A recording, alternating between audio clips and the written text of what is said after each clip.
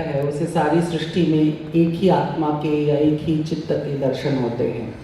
ये एक विचार था, लेकिन फिल्म 2 लाइन में मैं बस बताना चाहूँगा। फिल्म का कॉन्सेप्ट ऐसे आया कि मैं एक रोज़ नई सड़क, यहाँ एक इलाका है, मैं उधर रिक्शे से गुजर रहा था और उधर सामने बहुत से कसाइयों की दुकान थी।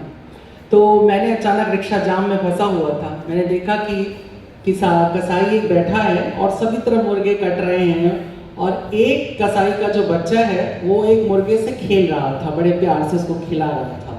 उस वक्त ही इसकी कहानी मेरे मन में आई कि कसाई है जिसका धंधा है मुर्गे को बेचना, घोड़ा घास से दोस्ती नहीं करता। लेकिन यहाँ मैंने दिखाने की कोशिश की कि अगर घोड़े को घास से दोस्ती हो जाए तो कितनी मुश्किल होती है।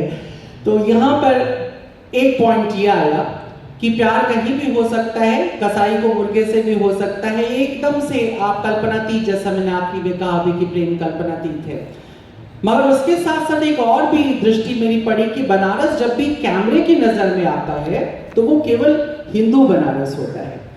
मेरा ये पॉइंट बहुत था कि जहां 4.5 लाख 5 लाख मुस्लिम वोटर है, जहाँ की राजनीति में मुसलमानों का इतना बड़ा दखल है, जिसकी जीवन शैली में इतना बड़ा दखल है, जिस बनारसी साड़ी पर हम नाज करते हैं उसका 80% से 90% जो कारोबार है वो मुस्लिम्स के भरोसे चलता रहता है।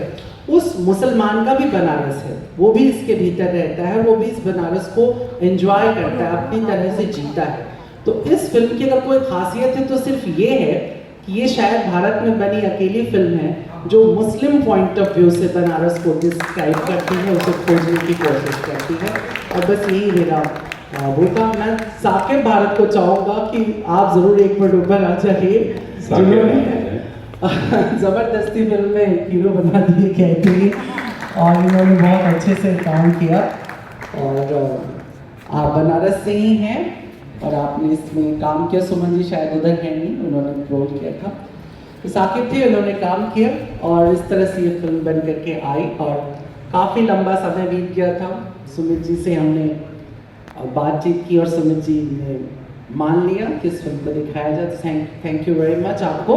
और सुमित जी का कंट्रीब्यूशन हम सबको, पूरे बनारस वालों को याद रखना चाहिए। अपने आप में एक ऐतिहासिक क्षण है कि बनारस पहली बार एक अंतर्राष्ट्रीय फिल्म फेस्टिवल करा रहा है और हम सब अंतर्राष्ट्रीय फिल्मों को देख रहे हैं। ठीक है, बहुत सी फिल्में अप टू द मार्क, हमारी भी बहुत तकनीकी फॉल्ट्स हो सकते होंगे, लेकिन शायद उसका कारण ये है कि हम में से किसी को, बनारसी को या बनारस के आसपास रहने वालों को ये उम्मीद ही नहीं होती कि वो फिल्म बनाएंगे और कहीं दिखाई भी जाएगी।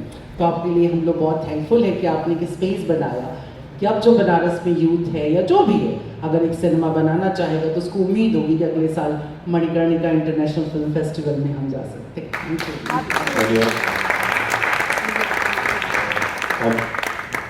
अब अगली फिल्म